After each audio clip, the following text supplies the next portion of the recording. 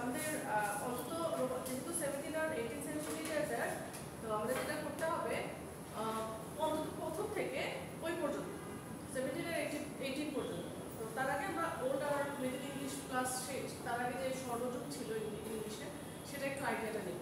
ঠিক আছে, আমার ইচ্ছা ছিল পেন ড্রাইভে করে দেখানোর, বাট সবার কাছে তো বইটা ইয়াটা নাই। আমার কাছে এটা আছে, বাট এর মধ্যে আমি কপি শেয়ার করতে পারছি না, কারণ পেন ড্রাইভে এখান থেকে যে দিব সেটার উপায় নাই। আপনারা একটু জাস্ট শুনতে থাকেন, আমি নিচে গিয়ে আপনাদের দিয়ে দিব এবিসি। সফট কপিটা 12 ব্যাচের গ্রুপে দিয়ে দিব। ঠিক আছে, দেওয়া ছিল আগে কোনো এক সময় ছিল, হ্যাঁ একটা সময় কেউ দিয়েছিল, বাট এই মুহূর্তে নাই। মিডিয়া সেকশনে খুঁজছি, ফাইল সেকশনে খুঁজছি, পাই। আচ্ছা, একটু ইয়া বলি, গল্পের ছলে বলি, এই জিনিসগুলো একটু জানি, হিস্ট্রিগুলো একটু জানি, হয় না? হ্যাঁ, আমি বই থেকে বলতেছি, সমস্যা। তো হিস্ট্রি অফ ইংলিশ লিটারেচার বোঝাই যাচ্ছে যে ইংলিশ যে ইংরেজ যে মানুষ তাদের জীবনের উপর বেস করে কাটে লিটারেচারটা। তো এটা ইংলিশ নেশনের সাথে it began with the emergence of the English nation and kept evolving along with the social development of the nation. ইংরেজ যে জাতি তাদের সাথে বইয়ের পেজ 101, বইয়ের পেজ হলো 101। তো তাহলে ইংরেজ জাতির সাথে এটা ইভলভ করেছে। তো in the history of this nation there have been several religious and political changes. আমি বলেছিলাম যে ইংলিশ লিটারেচারে শুধু আমরা দৈনন্দিন জীবনের যে আমাদের মিরর অফ লাইফ শুধু তা না, আমাদের রিলিজিয়াস তারপরে সোশিও ইকোনমিক কন্ডিশনগুলোর উপর বেস করে এখানে চেঞ্জেস এসেছে, এর প্রভাব ফেলেছে। সায়েন্টিফিক ডিসকভারি ছিল, সায়েন্টিফিক ডিসকভারিজ অ্যান্ড ইনভেনশনস, এগুলো চেঞ্জ আনছে মানুষের জীবনে টাইম টু টাইম, বিভিন্ন সময়ে এসে ক্রোনোলজিক্যালি চেঞ্জেস আসছে। যেমন প্রথমের দিকের বৈজ্ঞানিক আবিষ্কারগুলো কি ছিল, যে পৃথিবীর চারিদিকে ঘোরে, তারপরে সমুদ্র আবিষ্কার, আমেরিকা আবিষ্কার, ইন্ডিয়া আবিষ্কার, ভাস্কো দা গামা ইন্ডিয়া এসে পা দিয়েছিলেন। এগুলো আস্তে আস্তে এখন সায়েন্টিফিক ডিসকভারি কোথায় গেছে, চাঁদে মঙ্গলেও চলে গেছে। তারপরে কৃত্রিম বুদ্ধিমত্তা, আর্টিফিশিয়াল ইন্টেলিজেন্স, এগুলো এটা কি ঠিক হবে?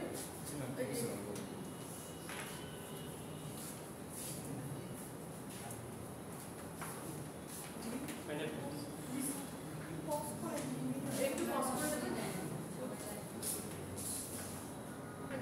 অন করে।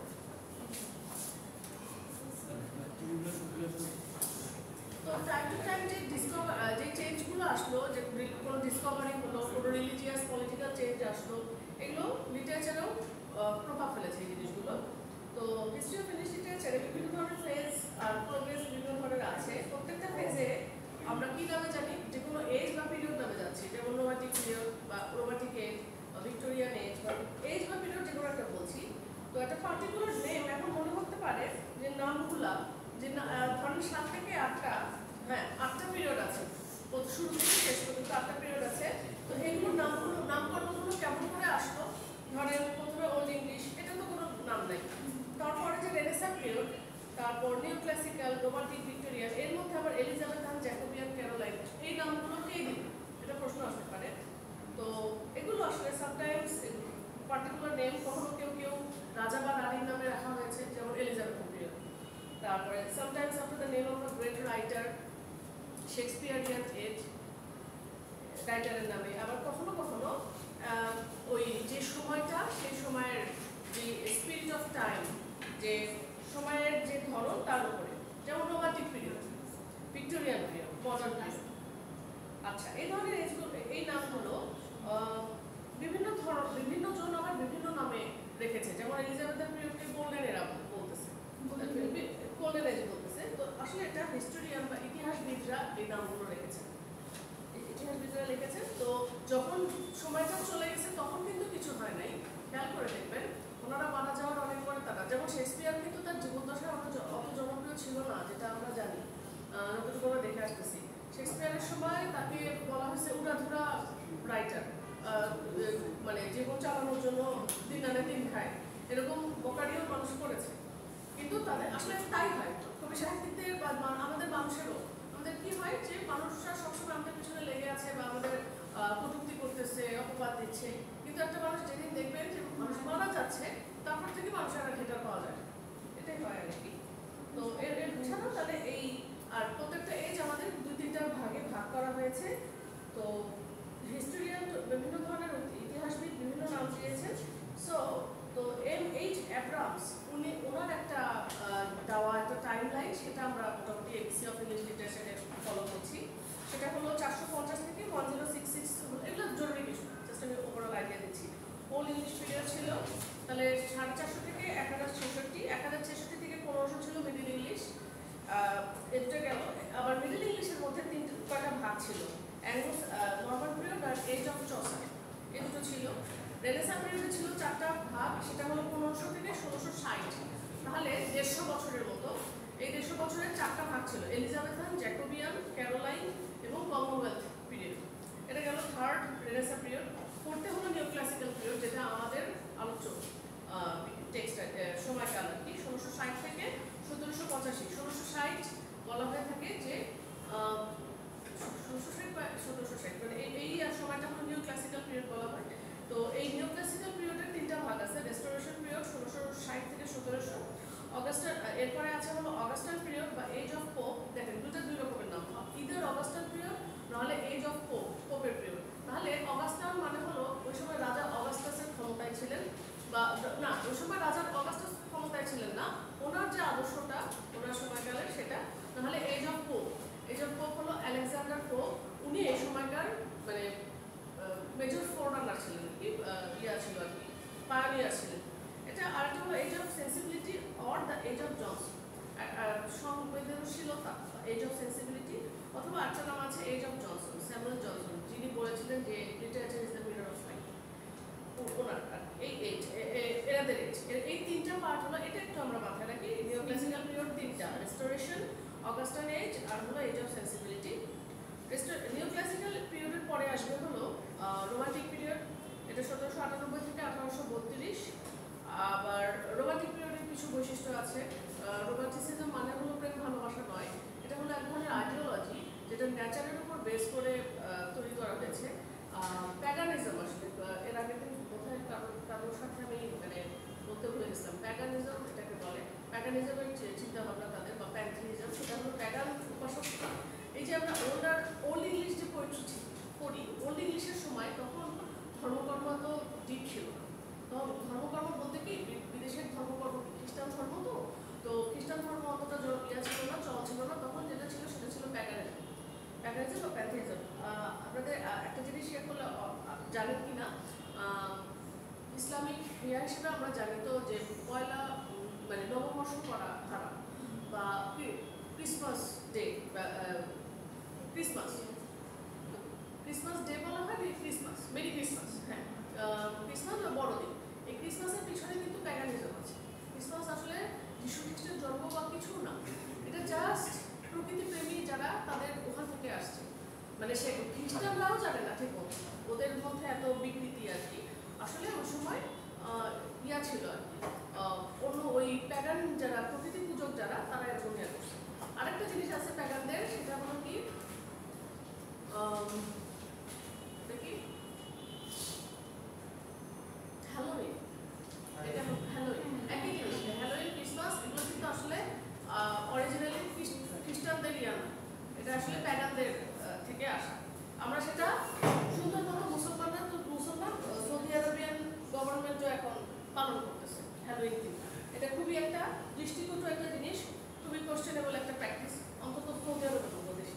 আমাদের হাই সিস্টেম সেকুলার, আমাদের মিক্স, এটা একটা গেল। সো নিউ ক্লাসিক্যাল পিরিয়ডের 3টা, হ্যাঁ হ্যাঁ অবশ্যই। রেস্টোরেশন পিরিয়ড একটা, 1 নাম্বার, 2 নাম্বার হলো অগাস্টান এজ অথবা এজ অফ পোপ, আর 3 নাম্বার হলো এজ অফ সেন্সিবিলিটি বা এজ অফ জনসন। এটা আছে বইগুলোতেই আছে। তবে হ্যাঁ, এই জিনিসগুলো যে আমরা যত চর্চা করবো তত মাথার মধ্যে ঢুকবে। আমি যদি এমনি পড়ে যাই, আপনারা যদি ক্লাসে না আসেন তখন তত মাথায় থাকবে না। পড়াশোনাটা কিন্তু এরকমই চর্চার বিষয়। আচ্ছা, রোমান্টিক পিরিয়ড গেল। তারপরে ভিক্টোরিয়ান পিরিয়ড। ভিক্টোরিয়ান পিরিয়ড হলো 1832 থেকে 1901, তার মানে হলো প্রথম বিশ্বযুদ্ধের আগ পর্যন্ত, 1832 থেকে। ভিক্টোরিয়ান পিরিয়ডের আবার 2টা ভাগ আছে, 1 দ্য প্রি রাফায়েলাইটস আর 2 অ্যাস্থেটিসিজম অ্যান্ড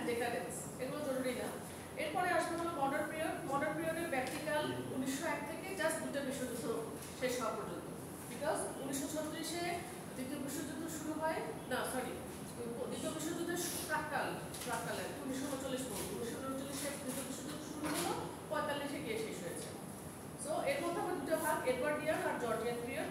আর 1939 বা দ্বিতীয় বিশ্বযুদ্ধের পর থেকে যে সময়কালটা, সেটা আমরা এখন পোস্ট মডার্ন পিরিয়ডে আছি। এগুলোর দিকে এত বিশেষ দেওয়া হয়নি, আগেরগুলোতে বেশি জোর দেওয়া হয়েছে, বিকজ আগেরগুলো বেশি জরুরি, এগুলো জানাটা দরকার। তো আমরা শর্টকাটে মোটামুটি আজকে ওল্ড মিডল ইংলিশ পড়বো। তারপরে আমরা দেখবো হলো রেনেসাঁ পিরিয়ড, কারণ এই জিনিসগুলো আমার ফাউন্ডেশনের জন্য জরুরি। যেমন একটা বাসা বাড়ির ভিত, নর্মালি একটা বাসা উপরে কিন্তু অত থাকে না, নিচে কিন্তু ফাইলিংটা করা লাগে। একইভাবে মেয়েদের মেকআপে কি ওই ফাউন্ডেশন বলে, একটা বেস, যেটা করলে যে মেকআপটা বলবে না, ভাঙবে না, এরকম। সেটা সব কিছু ক্ষেত্রেই প্রযোজ্য, এটা শুধু না, বাসা বাড়ি না। তো যাই হোক, বেসের ক্ষেত্রে যেটা বলা যায়, ওল্ড ইংলিশ পিরিয়ড কি হয়েছিল না হয়েছিল, সেটা কি ঘটনা ঘটতে দেখি 450 থেকে 1066 সাল পর্যন্ত।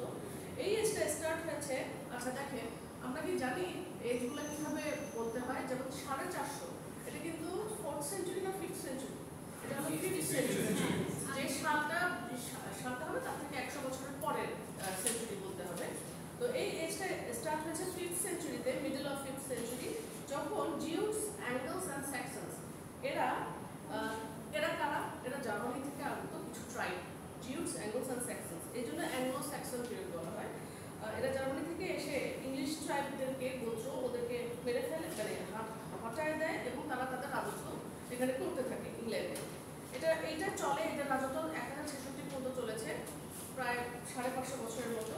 এরপরে তারপরে কি হয়েছে? নরমান কনকোয়েস্ট, নরমান্ডি, যেটা হলো ফ্রান্সের একটা জায়গা, ওখান থেকে লোকজন এসে ওদেরকে হটায়, তারপর ওরা ক্ষমতায় গিয়েছে। আমি বলেছিলাম ওল্ড ইংলিশ ছিল, মানে ওল্ড ইংলিশের যে পিরিয়ডটা, সে সময় কালচারটা এরকম ছিল, ওয়ার কালচার। এই যে এক ট্রাইব এসে ক্ষমতা দখল করতেছে, তারপরে ওদেরকে হঠাৎ আরেকটা দল আসতেছে। এগুলোর মধ্যে ভাইকিংসও ছিল। আমরা ভাইকিংস একটা এখানে দেখি, যে ছেলেরা জানবেন টিভি সিরিজ যারা দেখেন। তারপরে মার্কো পোলো তো আর না, উনি একজন ভ্রমণ টুরিস্ট ছিলেন, এই টাইপের কাছাকাছি সবাই কিছু ছিল। মার্কো পোলো আরও পরে এসেছেন রেনেসাঁর সময় ইউরোপে, ইতালিতে। আচ্ছা, এই সময়কার ইম্পর্টেন্ট ফ্যাক্টসগুলো কি ছিল ওল্ড ইংলিশে? Christianization of the pagan tribes began in England. ওই যে বললাম, প্যাগান ট্রাইবস যারা মানে প্রকৃতি পূজা করতো, সেখান থেকে আস্তে আস্তে মানুষ খ্রিস্টান হতে শুরু করে এই সময়টায়। 7th সেঞ্চুরিতে খ্রিস্টিয়ান অথরিটি এস্টাবলিশ করেছিল মনাস্টারিজ ওয়্যার রিটেন লিটারেচার বিগেন। আচ্ছা, আগেকার দিনে মঠে, মনাস্টারি মানে হলো গির্জা, চার্চ, বা বাংলায় মঠ, এখানে লিটারেচার বা মানে পড়াশোনার প্র্যাকটিস হতো। আগে চার্চগুলো ওখানে পড়াশোনার একটা ইয়া ছিল। তো whatever had existed as literature before that time was oral. আর এই সময়ের আগ পর্যন্ত, মানে ওই সময় যেটা হতো, পড়াশোনাটা ছিল মুখে মুখে, হাতে লেখার প্র্যাকটিসটা কমই ছিল। আর 3 নাম্বারটা হলো সেই সময়কার ইম্পর্টেন্ট ফ্যাক্টের মধ্যে, সেটা হলো most important. Alfred the great নামে একজন শাসক ছিলেন। উনি ইংল্যান্ডে শাসন করেছেন 871 থেকে 901 এই সাল পর্যন্ত। উনি এডুকেশনের অনেক, শিক্ষার জন্য অনেক প্যাট্রোনাইজ করে গিয়েছেন, এনকারেজও করেছেন পড়াশোনার উপরে, and supervise the compilation of the Anglo-Saxon chronicle নামে একটা বই, ওটার উপরে উনি জোর দিয়ে গিয়েছেন। তাহলে কি হয়েছে? এই সময় শাসকগণ খালি শাসনই করে যায়নি, পড়াশোনার ইয়ার করছিল আস্তে আস্তে।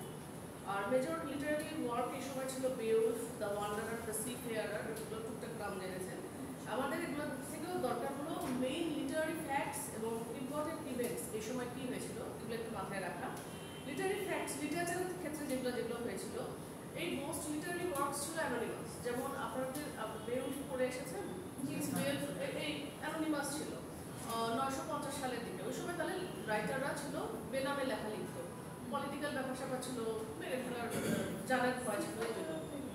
আচ্ছা, আবার বেওলফ এমন একটা টেক্সট, সেখানে প্যাগানিজমও আছে, প্রকৃতি পূজাও আছে, আবার ক্রিশ্চিয়ানিটিও আছে, দুটার মিক্স।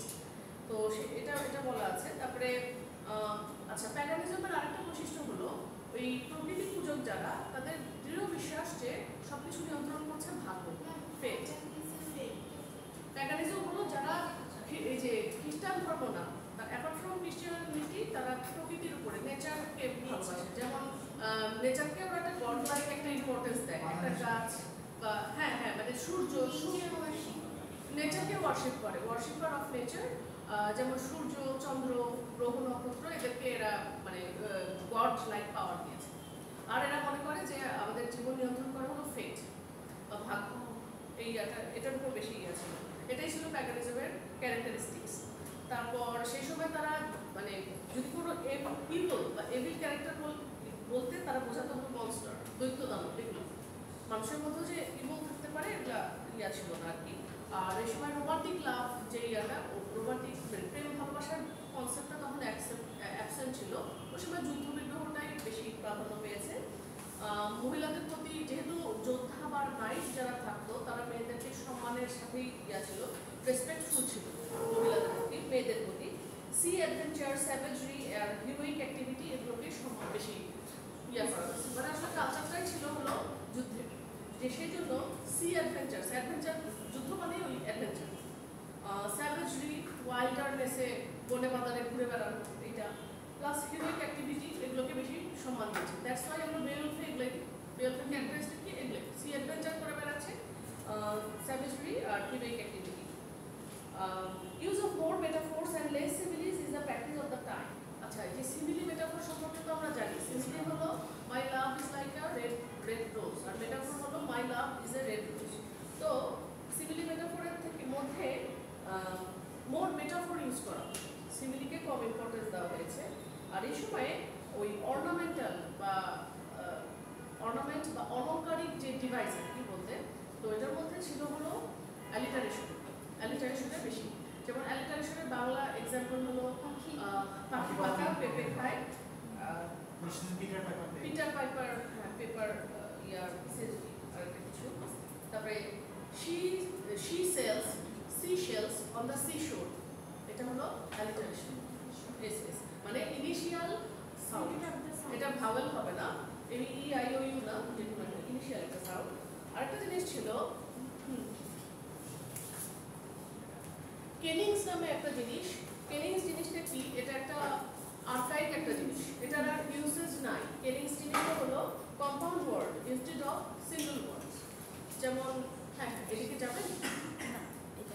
আচ্ছা, এদিকে যাবেন। হ্যাঁ, কেনিংসের ইউজ ছিল। For example whale road, whale road মানে তিমি মাছের রাস্তা কি হবে? সমুদ্র হবে। সি কে বোঝাতে তারা হোয়েল রোড বোঝাচ্ছে। তাহলে এটা একটা কম্পাউন্ড ওয়ার্ড, জটিল একটা শব্দ, এটাকে বলতেছে কেনিংস। তারপরে যেমন ওই সময় তো ওরা গড বা ভগবান বা ঈশ্বর বা স্রষ্টা যা কিছু রাজাদেরকে বোঝায়। সো রাজার একটা নাম দেওয়া ছিল লোভ গিভার, মানে ব্রেড অ্যান্ড বাটার। তখন কিন্তু ব্রেড জিনিসটা বেশি আছে, তো ব্রেড গিভার বলতে কিং বোঝাচ্ছে। তারপরে লাইফ হাউস, লাইফ হাউস মানে জীবনের বাড়ি, জীবন বাড়ি মানে বডি, বডি বোঝাতে এই শব্দটা ইউজ করেছে। তারপর মনস্টার, মনস্টারকে বলতেছে সোল ডিস্ট্রয়ার, এরকম। তারপর ভার্স লাইনে সমান সংখ্যক সিলেবলস ছিল না, 6 থেকে 14 লাইনের কবিতাগুলো হতো। এন্ড রাইম ছিল, এটা 103। আচ্ছা, এন্ড রাইম মানে কবিতার শেষে যে ছন্দ মিলানো, যেমন আমরা যে ছড়াগুলো পড়ি ওই ইয়ারগুলো ছিল না। আমরা যে ছড়া পড়ি, ফর এক্সাম্পল সনেট 80, সনেট 80 এর ছন্দ আছে না, A B C D C D E F G G, ওগুলো তখনকার দিনে ছিল না। আচ্ছা, এরপরে আসা হলো মিডল ইংলিশ। মিডল ইংলিশে যেটা হয়েছে, এই সময়টাও খুব একটা উল্লেখযোগ্য সাহিত্য উন্নতি হয়নি। আসলটা হয়েছে রেনেসাঁতে, তারপরে আসছে হলো নিও ক্লাসিক্যাল পিরিয়ড। মিডল ইংলিশে যেটা হয়েছে, নরমান কনকোয়েস্ট হয় 1066 সালে, আর 15th সেঞ্চুরির শেষে এটা শেষ হয়ে গিয়েছে 1066 থেকে 1500 সাল। দেয়ার আর টু শর্টার এজেস, এর মধ্যে আবার দুইটা ভাগ আছে। একটা হলো 1066 থেকে 1340, এটাকে বলা হচ্ছে অ্যাংলো নরমান, বিকজ এই সময় লিটারেচার অ্যাংলো নরমান ইয়াতে লেখা হয়েছিল, French dialect spoken by the new ruling class of England, তার মানে ওরা ফ্রান্স থেকে আসছে। আচ্ছা, 1340 পর্যন্ত। আর 1340 থেকে 1400 বলা হচ্ছে age of Chaucer. Age of Chaucer because সেই সময় এই পোয়েট উনি ডমিনেট করেছিলেন। উনি অনেক বড় বিদ্রোহ ঘোষণা করেন। উনি বলেছেন যে সাধারণ মানুষের ভাষা কেন ফ্রেঞ্চ হয়, আমরা ইংলিশের পিপল, আমাদের ইংলিশে ইয়া হবে। উনি সাহস করেছিলেন ইংলিশে লেখালেখি করার। তো তো সো এই মোট কথা এই গোটা দাগে 1066 থেকে 1500 সাল পর্যন্তকে বলা হচ্ছে middle age. Early part of middle age is called the dark age because what actually happened during this time can hardly be known. আমরা 1340 থেকে 1400 পর্যন্ত টাইম লাইনটা জানি বিকজ ওই সময় চসারের একটা টেক্সট আমরা পেয়েছি, তার আগ পর্যন্ত 1066 থেকে 1340 পর্যন্ত মোটামুটি আগের পার্টটাকে আমরা ডার্ক এজ বলি বিকজ ওই সময় সাহিত্যের কোনো উন্নতি হয় না, কিছু ছিল না। আচ্ছা, এই সময়কার ইম্পর্টেন্ট ফ্যাক্ট, বেশ কিছু ইম্পর্টেন্ট ফ্যাক্ট আছে, আস্তে আস্তে মানে প্রসপার করেছে আর কি মানুষ সব দিক দিয়ে। সেটা হলো প্রথম পার্লামেন্ট, যে কোনো দেশের ইয়াটা সংসদ লাগে না, পার্লামেন্ট ইয়া থাকে না, এটা প্রথম প্রতিষ্ঠিত হয়েছে ইংল্যান্ডে, ইংল্যান্ডেই প্রথম প্রতিষ্ঠিত হয়েছে 1295 সালে, অনেক আগে। এটা একটা ইম্পর্টেন্ট ফ্যাক্ট। নাম্বার 2, ধর্মযুদ্ধ। ধর্মযুদ্ধের ইংলিশ কি? ক্রুসেড। ক্রুসেড কাদের মধ্যে হয়? মুসলিম, খ্রিস্টান, মুসলিম, হিন্দু। তো মুসলিম আর খ্রিস্টানদের মধ্যে একটা ধর্মযুদ্ধ টেক প্লেস হয়েছিল 11 থেকে 13 সেঞ্চুরির মধ্যে, শতাব্দীর মধ্যে। এটা একটা ইম্পর্টেন্ট একটা ক্রুসেড, 100 বছরের প্রায় এই যুদ্ধগুলো হয়েছে। 3 নম্বর হলো একটা ইম্পর্টেন্ট একটা চুক্তি হয়েছে, সেই চুক্তিটা এটা বিসিএস এর সময় লাগে, ওভারঅল লাগবে, ম্যাগনা কার্টা। এই চুক্তির মাধ্যমে, এই চুক্তির নামটা শুনেছেন কিনা জানি না, তবে এই চুক্তির বৈশিষ্ট্য হলো এই যে ওই সময় পর্যন্ত রাজতন্ত্রের যে একটা একচ্ছত্র আধিপত্য বা মোনার্কির যে পাওয়ারটা, এটা খাটো মানে কমানো হয়েছে, কার্টেল করা হয়েছে। So limited the power of the মোনার্কস, এই ইয়াটা পাবলিশ হয়েছে 1215 সালে, 15 জুন 1215। সো দেখেন প্রথম তিনটাই ধর্মযুদ্ধ হয়েছে, পার্লামেন্ট গঠিত হয়েছে, তারপরে রাজতন্ত্রের ক্ষমতা লাগাম টানা হয়েছে। 1362 সালে ইংলিশকে বলা হয়েছিল language of law and courts. এই মোটামুটি এটার পেছনের ইয়া হলো জেফ্রে চসার। 1362 সালে ইংরেজিকে ওই ল এবং কোর্টে ভাষা ছিল ফ্রেঞ্চ, তার আগ পর্যন্ত জেফ্রে চসার এসে ওটা চেঞ্জ করেছে। আচ্ছা, এরপরে হলো ফিউডাল সিস্টেম। ফিউডাল সিস্টেম মানে হলো সামন্তবাদ। সেটা কি? আমরা ইংরেজ পিরিয়ডে ওই সময় দেখেছি জমি জিরাত কি করতো, সূর্যাস্ত আইন একটা আইন ছিল, আমরা লিটারেচারে পড়ছি ইন্টারমিডিয়েট পর্যন্ত, যে জমি যে প্রজাদেরকে ইয়া দিয়ে রাখতো, বর্গা দিয়ে রাখতো জমি, সন্ধ্যার মধ্যে ওই পরিমাণ জিনিস না পেলে, প্রোডাক্ট না পেলে তার জমিটা বাজেয়াপ্ত করে নেওয়া হতো। এই ফিউডাল সিস্টেম এতখানি ডেঞ্জারাস ছিল। তো আর্লিয়ার অনেক স্ট্রং ছিল, এটা কলাপস করেছে ব্ল্যাক ডেথের পরে। ব্ল্যাক ডেথ কি জিনিস? প্লেগ, ইঁদুর থেকে এই রোগের ইয়া, কলেরা আসলে ইঁদুরের ইয়া থেকে ইয়া হয়েছিল 1348 থেকে 49, 1 বছর ধরে বহু লোক মারা যায়, যার জন্য এই ফিউডাল সিস্টেমটাও ভেঙে পড়েছে আর কি। তো তখনকার দিনে তো চিকিৎসা ব্যবস্থাও তো উন্নত ছিল না। এক ইঁদুরের অত্যাচারে অনেক মানুষ ইয়া হচ্ছে। ব্ল্যাক ডেথ বা এটা এক ধরনের মহামারী। ব্ল্যাক ডেথ মানে হলো কালাজ্বর, বাংলাতে কালাজ্বর বলে। এরপরে একটা ইম্পর্টেন্ট ইভেন্ট হলো 14th সেঞ্চুরিতে reformation of English church began under the leadership of John Wycliffe. English যে চার্চগুলো, ওটার মধ্যে রিফরমেশন এসেছে জন ওয়াইক্লিফ নামে। এরা সমাজ সংস্কার মানে ইয়া আর কি, ধর্মীয়ভাবে অনেক কিছু সমাজ সংস্কার বলতে গেলে ওনারা চার্চের কিছু চেঞ্জেস এনেছেন। তারপরে প্রিন্টিং প্রেস, আমরা আজকে যে প্রিন্টিং প্রেসটা, এটা সর্বপ্রথম এস্টাবলিশ হয় 1476 সালে। করেছেন কে এস্টাবলিশ করেছেন? William Caxton. এগুলো দেখেন এখানে ইংরেজি সাহিত্যের সাথে সাথে এটা আপনাদের জেনারেল নলেজ। এরপরের ইভেন্ট হলো রেনেসা। রেনেসা যে জিনিসটা পরবর্তীতে যাবে, ওইটার স্টার্টিং শুরু হয়েছে মোটামুটি 1453 সালে। 1453 মানে হলো অলমোস্ট 15th সেঞ্চুরির মাঝামাঝি। জায়গাটা কি? কনস্ট্যান্টিনোপলে। নেপোলে ওখানে ওই সময় ইস্তাম্বুল বা তুরস্কর আশেপাশে বা এই জাতীয় একটা কিছু। ওই সময় মোহাম্মদ II নামে ওসমানীয় শাসক, অটোমান ইংলিশে মোহাম্মদ II, উনি তুরস্ক থেকে আসা ওসমান, একজন ক্রুসেডার, ধর্মযোদ্ধা। উনি করেছেন কে খ্রিস্টিয়ানদের 1453 সালে পরাজিত করেন এবং কনস্ট্যান্টিনোপলকে the then capital of Byzantine empire at the centre of classical learning. Byzantine সভ্যতা বা ব্যাবিলনীয় সভ্যতার যে ইয়ে আর কি, ওটা হলো ওই আগে রাজ করছে মুসলমানরা, ওদেরকে হঠাৎ পরে এরকম নিয়ে আসছে। ওনারা কিন্তু ইয়াটা করছেন, খ্রিস্টানদের হটিয়ে উনি অনেকদিন ছিলেন। তো ওই সময় খ্রিস্টানদের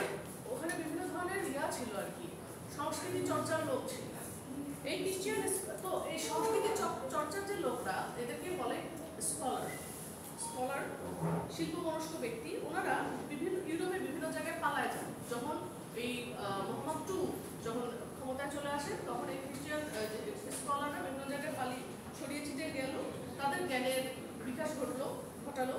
এভাবে এনশিয়েন্ট লার্নিং স্টার্টেড রিভাইভিং, ওই লার্নিংগুলো নতুনভাবে আবার রিভাইভ করা শুরু করলো। The revival of the classical knowledge is called renaissance. এই ক্লাসিক্যাল নলেজগুলো এগুলোর জাস্ট পুনর্জন্ম যখন হলো, এটাকে রেনেসাঁ বলছে।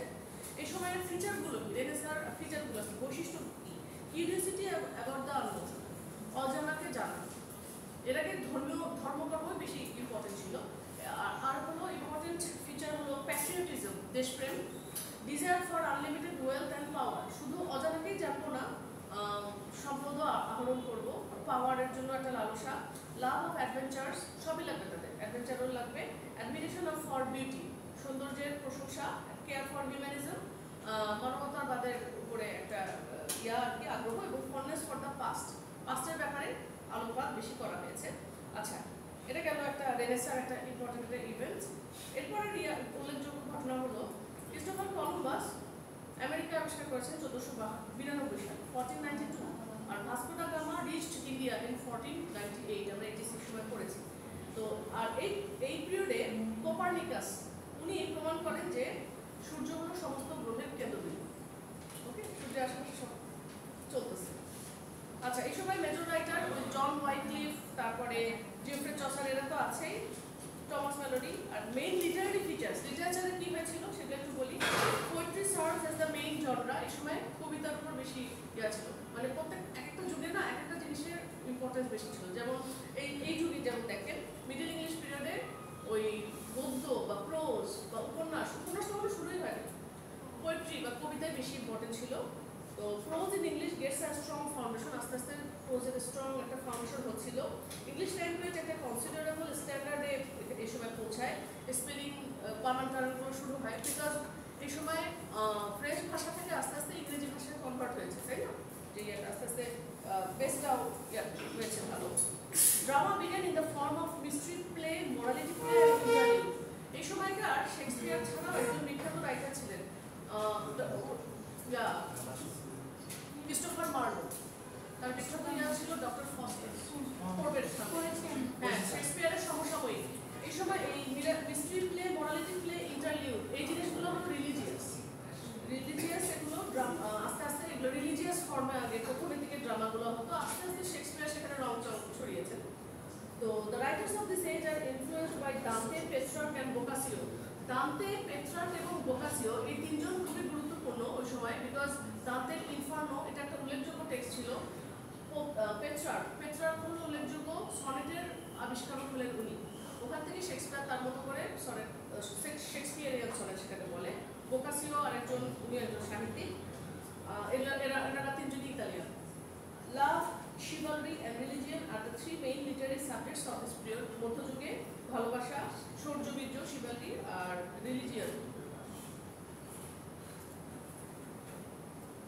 রিলিজিয়ন ধর্ম, এগুলো হলো তিনটা main literary subjects of this period.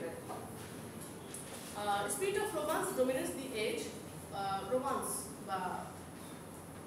মানে হলো ওই যে না, ওই প্রেম ভালোবাসা না, ওই যে আইডিওলজিটা, ওটা একটু আস্তে আস্তে এখানে আসছে। Use of pentameter, 10 syllables in each line. এই সময় 10টা ছন্দ, পেন্টামিটার, একটা লাইনে 10টা সিলেবল, এই ধরনের কবিতাগুলোর উৎপত্তি এই সময় হয়েছে।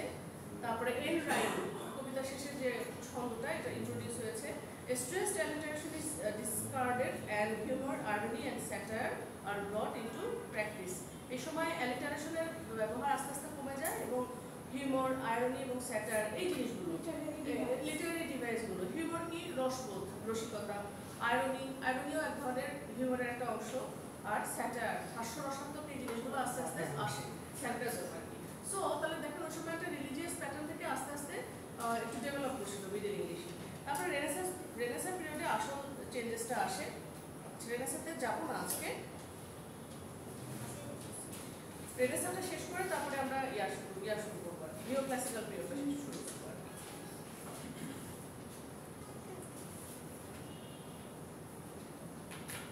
আর আমি পেন ড্রাইভে চেষ্টা করবো আপনাদেরকে সফট কপিটা দিয়ে দেওয়ার, যাতে আপনারা ইয়ে করতে পারবেন।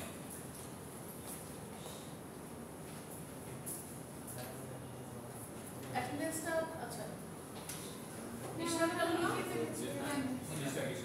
আচ্ছা, আচ্ছা